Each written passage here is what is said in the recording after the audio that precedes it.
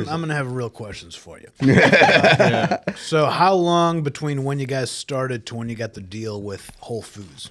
Dude, that was a hell of a. Okay, so it was. I want to say it was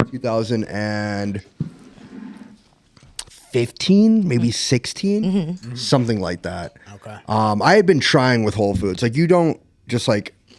Yeah, that's You what aren't just I in. want. You're not just into Whole dig Foods. into this because that's Yeah. to me like at least one of, if not your biggest break, right? Totally. So was that? Did you have other similar type of deals before that, where you got into maybe a smaller, how would you call it, a vendor or something? Yeah. I mean, getting into like, Westbourne Market was a big break because they've got like multiple Westbourne? stores, or like So- the Randazzo stores, which is a few stores as well. Okay, so how many stores are you in right now?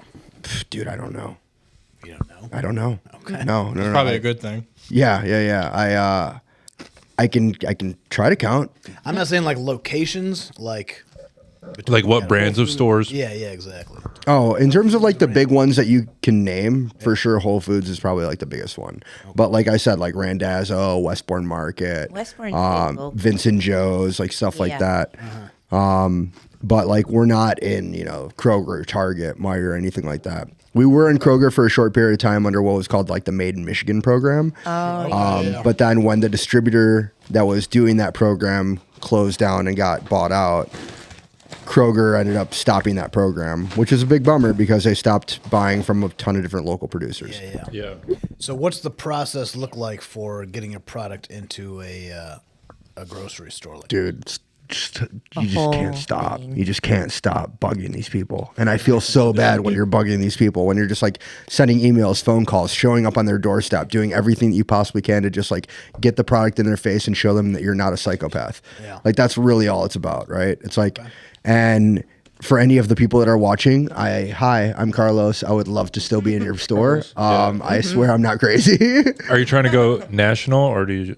The eventual goal, if we Yeah. can get this national, sure, but like that's not really like the main focus. The main focus is really to be more like you know how like Yingling is very territorial, Right, and right, everybody recognizes Yingling as being like part of their like it's a Pennsylvania beer because we're in Pennsylvania. Like that's super cool, and I would love for people to be like, Aunt Nee's it's a Detroit salsa, The like, Michigan it's a Michigan chip and salsa brand, But like in terms of getting into Whole Foods, dude. It's a process that doesn't exist anymore because they had a program called the Local Forager Program, which I don't even know if it still is a thing since like Amazon ended up buying them a couple years ago. right.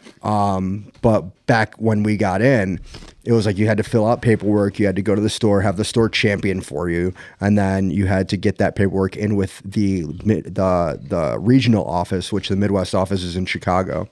And then after like several times of going back and forth and getting our paperwork submitted, like they lost our paperwork a couple of times. Holy shit. Like several things had happened. Like the amount of times that I went into all these stores to champion and like see, like at this point I was on a first name basis with all of their managers.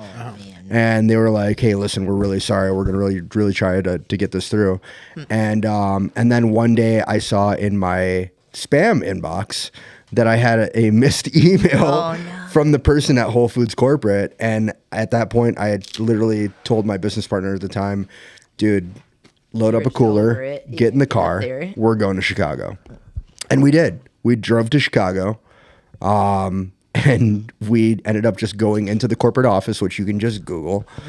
I don't know if you can Google it anymore, but definitely it was Googleable After before. that, that's- And then we ended up just showing up, and I was like, "Hey, I got this email from this person. Is she here? I'd love to talk to her and introduce myself in person." She's like, "Oh, you can't just like do that," but also she's not here. We're already here, dog. Yeah, and I'm like, "All right, well, I'll Gorilla wait. salsa sales. Like, I'll wait what? till she comes back." And they're like, "Well, you can't really wait here. You have to like leave.